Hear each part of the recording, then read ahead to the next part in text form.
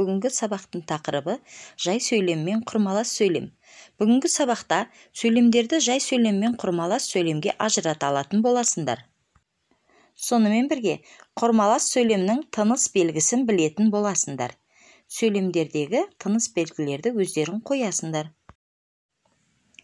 63-ші беттегі 59-шы жаттығуға назар аударыңдар.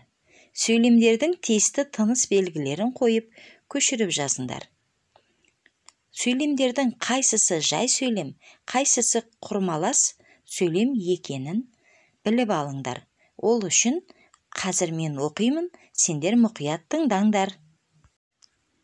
Біздің сынып шәкірттері тәртіпті, білімді болса, ұстаз қуанады.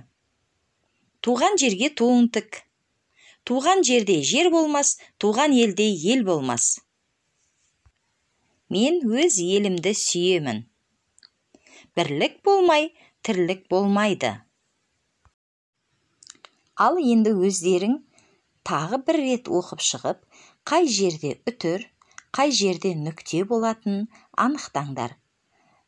Сөйлемдерді бас әріппен жазуды ұмытпаңдар. Іске сәт, балалар. 64-ші беттегі 62-ші жаттығуға назар аудар. Мұнда мақал-мәтелдер берілген, бірақ олар толық емес. Досы көпті жау алмайды, ақылы көпті дау алмайды. Бұл құрмалас сөйлем, өйткені ол екі жай сөйлемнен тұрады. Бірінші жай сөйлем досы көпті жау алмайды. Екінші жай сөйлем ақылы көпті дау алмайды. Мағына жағынан өзара байланысқан. Келесі сөйлем. Бірлігі жоқ ел тозады. Әрі қарай жалғастыр. Одан кейінгі ел боламын десең, мұны да жалғастырып жаз. Одан кейін 60-шы жаттығуға қараймыз. Мұнда жай сөйлемдер берілген. Жай сөйлемнен құрмалас сөйлем құрап жаз.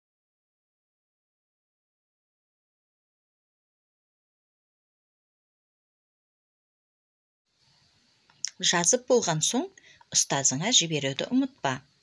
Бүгінгі сабақта құрмалас сөйлемдерді құрап, олардың арасына үтірді қойып үйрендің. Сау болыңдар.